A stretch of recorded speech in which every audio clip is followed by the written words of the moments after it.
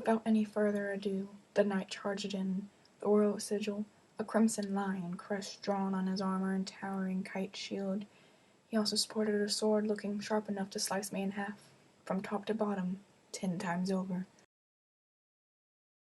His equipment seemed enchanted as well, judging by the runes etched on top and clearly apparent effects. The armor was enhanced with magical resistances as well as strength and speed increasers. His shield was absorbing the magical energies nearby and empowering him further, and his sword was etched with spell-breaking. The other's equipment weren't any worse at all. "Die, monster!" Buckethead let out, sounding far more imposing than was necessary. He might as well yell himself death for all I care. Honestly, it wasn't as if I hadn't already heard that line 1,000 times before or anything. The knight swung with all his strength, about to slice me exactly the way I described earlier. However, my bones are made of stronger stuff than that, thanks to my necromantic abilities. I merely stopped the blade in my hand. "It wasn't your lack of money that brought you here," I allowed myself to quip casually, lowering the sword slowly to draw the knight's face closer to mine. Did I upset the king again, to have him send another one of his champions? The spell-breaking enhancement was very potent. Despite my act, it actually took every bit of my concentration to keep a steady flow of necromantic energy concentrating at the location of impact. Luckily, spell-breaking was initially designed as a direct counter to magically generated shields, thus the namesake. It breaks shields. However, it wasn't a shield that it was holding onto, but bone. So, fair game. I was about to see just how strong his armor was against a point-blank death coil as well, if it wasn't for the rogue finally deciding now was a good enough opportunity as any to strike. I merely dodged out of the way, noticing the distinct purple glow of Soul Eater knives, one of them piercing my cloak, another whizzing by my ear. I turned to better see them both. An elite from the Thieves' Guild as well. He must have cost a ransom to hire. Magic and holy fire coalesced from the chamber's entrance. The mage shot first, telegraphed, easily dodged.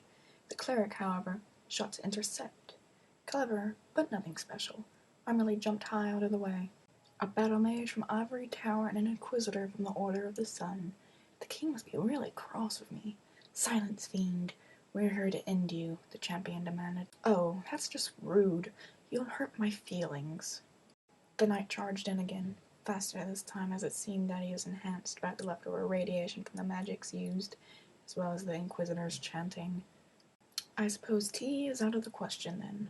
Normally, I'd try a direct attack. If it weren't for my knight's equipment, I would just blast him away with a wave of death.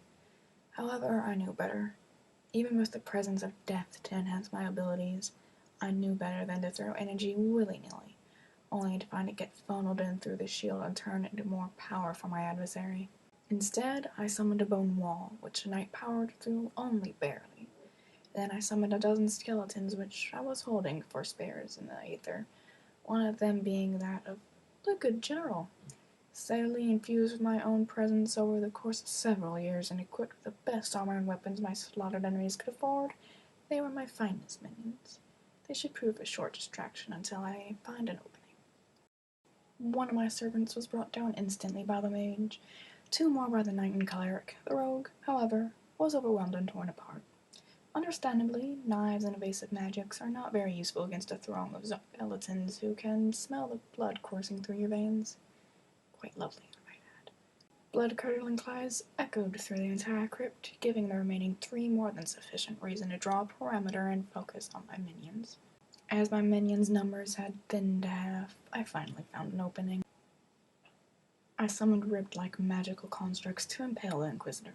Just as she downed another 2 of my creatures at once, she got pierced throughout her entire body, letting out her final breath mixed with a gush of blood. At least it was quicker than the trapper. She truly was a serious threat, not only having very efficient abilities against unholy spells and spirits, but she also possessed healing magic. Most importantly, however, my skin was starting to itch from sunburn. While I was busy, however, I noticed from the corner of my metaphorical eye that the mage was building up power for a massive outburst. I had the skeletons focus on him when possible, but the knight only needed to buy him a mere couple of seconds for the mana bomb to deploy. A blast of arcane energy erupted. evaporating all the undead and knocking me against the wall. Before I could get up, I felt the knight's sword pierce through my magically supported heart. It's over. Lay to rest. Huh. Actually, I can't say I remember hearing that one before. Rest, I called. Dead voice echoed out. I could feel my magic seeping away at an alarming rate. I've lived so long. My voice faltered more and more, my body growing heavier and heavier. I refuse to rest. Call me a drama queen, if you will, but I do have a personal issue with dying, even if it is just what I need to do. We found a way to counteract your phylactery. If it's not in this room, it will not work. If it is, then you can't resurrect outside of this room. Should you return, we will only kill you again. Now do everyone a favor and die already. The knight emphasized his last words by pulling his sword out of my chest, and then a lot of pain erupted in my neck. The world spun around, the ground rapidly approaching my head. Now that my power left my body, it looked quite unassuming how thin I am. And again, the lack of head on my shoulders might have served in that purpose as well. My head bounced a couple times, and I would have said ow if my magic wasn't already nearly spent. I then rolled into a dark corner, where I expired and hidden, modified, phylactery activated, and shattered. They couldn't see me being dead and all. I gave my body a small once-over, paying my respects to the shell which dutifully did all it could to keep me alive. This was the legacy I was about to be leaving behind. A headless, malnourished body, and a head no doubt to be kept as a trophy. Hell, I imagine it would be quite valuable. Perhaps the mage would decide to kill the knight for it. I wouldn't be surprised. Not like it was any of my concern, to me at least. I've seen enough blood in this world. It was entertaining, but in the end, all that it ever left behind was a pointless mess. I gathered my spirit around my soul, picturing it as an arrowhead. Then I pierced through the air itself, fitting like a needle through fabric. For the shortest moment before that, though, I thought I saw a black figure with wings in the corner of the room. Oh well. Beyond the reaches of reality, a realm of abstracted imagining. Behind myself I found a bubble of light, not too much bigger than an estate. Peering inside, I'd see fleeting images of the world I've left behind. I only had one thing to say. Good riddance. The voidscape doesn't have much to say for itself, just a vast sea of darkness. A clear night sky. To say it was terrifying in the isolation it offered wouldn't have been an understatement. In the distance, I could see lights, not unlike stars. They were no doubt distant universes like the one I've left behind. Everyone I'd pierce through and check for habitability would consume a fraction of my energy, and I couldn't afford to search through too many. Luckily, I thought ahead here as well. My spell was directing me to habitable ones that also presented the magical energies necessary to facilitate my rebirth. I just headed towards and entered, and the closest one which satisfied my requirements, and left immediately. It was just simply horrifying. Creatures with tentacles coming out of their mouths, protruding blood, freezing, maddening screams and gurgling, throwing slime everywhere in a festive manner. I'd have grown pale if I had any skin and blood. Next try. Bracing myself, I enter. It's all just so weird. What even are those things to... Oh god. Oh gods. That was a mating dance. I wish I had a stomach so that I could use it to puke. I wasn't certain if those creatures were any more hideous than the last, but I didn't care. Abort. It took every bit of my resolve to try again. Third time's the charm. Please be a decent place, please be a decent place to live, please be a decent place to... Okay, this one seems pretty nice, I suppose. I peered overlooking a castle in the mountains, which by all intents and purposes looked as though it was supposed to collapse under its own weight and topple over. It was decorated in snow. I assumed either they had winter here as well, or arrived in a normally cold climate. At least it's not too different from my old world, I thought. Let's just see what lives here. Floating closer to the city it was overlooking, I noticed a few creatures flying about. They seemed equine in appearance. Is that a Pegasus? Is it wearing armor? Did it just greet that other Pegasus? Are they talking? Okay, either the mythical spawn of the god of seas has been busy around everyone's back and populating this entire country with slightly smaller versions of himself, or my spell is having some unexpected side effects on my perception. I should figure out how to synthesize that effect if it's the latter. I decided to search further. As I drew closer, I noticed a massively powerful presence in the castle.